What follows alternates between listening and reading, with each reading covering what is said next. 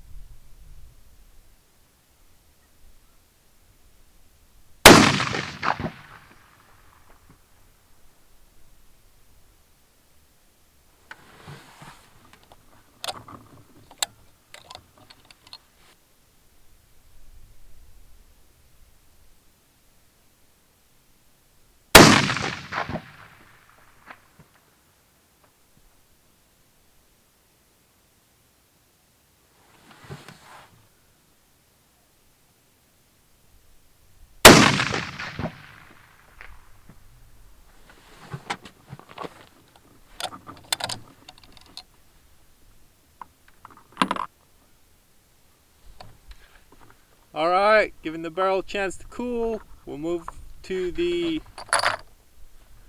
46.5 grains.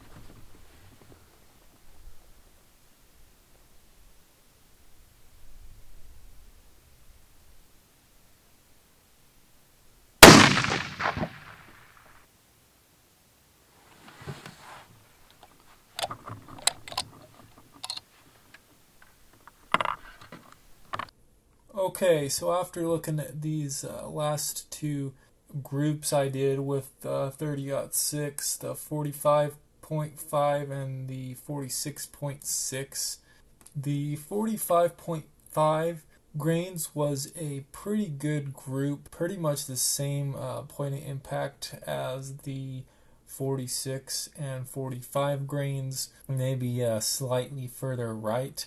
That was the one with the cold bore shot, which was high right. Then we moved to the 46.5 grains. That one seemed to be a little lower on elevation, and the windage, kind of hard to say on that one. If you average it out, it's 1 inch, but it spread out horizontally like 2 inches. So not too happy about the 46.6 grains. So the ones highlighted there in gray, those are the ones I just shot. So I'll probably go with the 46 grains, and then I'll just adjust the overall length to see if I can't dial that group in a little bit. I'm real excited for today. Hopefully we find the load for it with these 190 grain Accubond Long Range bullets.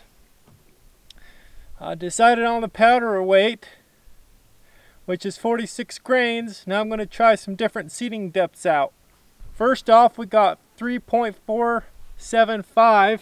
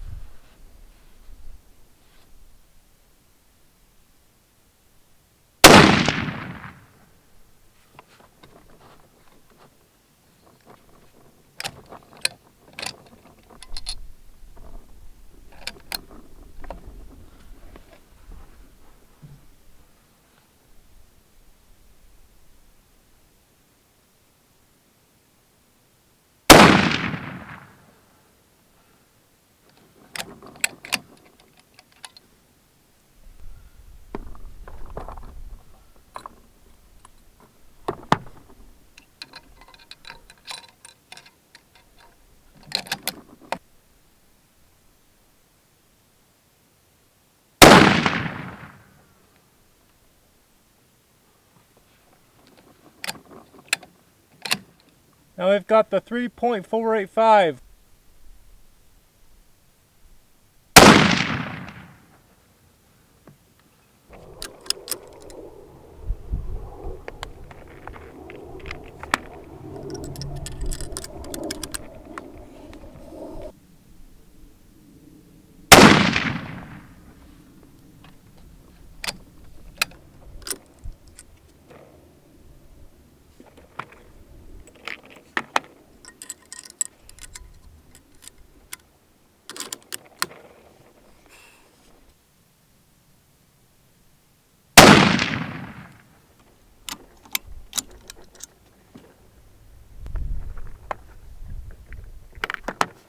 Okay, we've got the 3.490s now.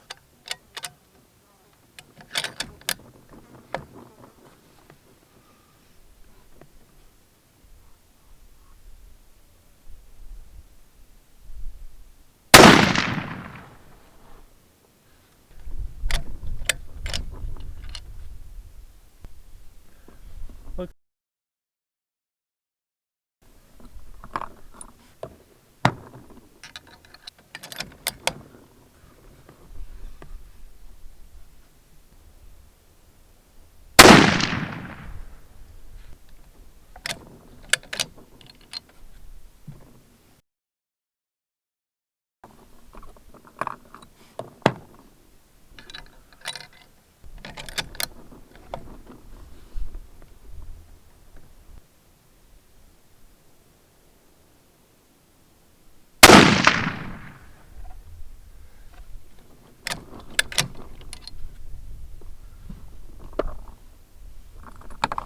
Hope you enjoyed those tests. I was pretty pleased with the results myself. Now, as we take a look at this data, there is one thing you may want to consider if you plan on doing a similar test. As you can tell here in the video, with the seating depth, I went in 5,000th increments, and I actually think the best way to do it is going to be in 3,000th increments. And the reason for that is it seems the range of the node is closer to 6,000th increments. Therefore, if you did 5,000th increments or any larger, it's possible that you may miss the node or be right on the edge of it. I think I kind of lucked out here, as we can look at the data here. We see the 3.475s shot about 1.5 inch group. and there was one flyer, which was the cold bore shot, and then I shot 3 after that. The 3.480 seating depth, I actually tested this when I was testing the powder charge weight in a video prior to this, so go check that out. I'll have a link down below in the description.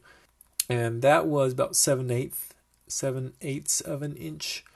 Second seating depth I tested in this video was 3.485, and the group was good. It was 3/4 of an inch, so good group and good numbers.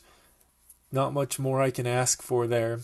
So we moved to the 3.490 seating depth, and the group size really opened up.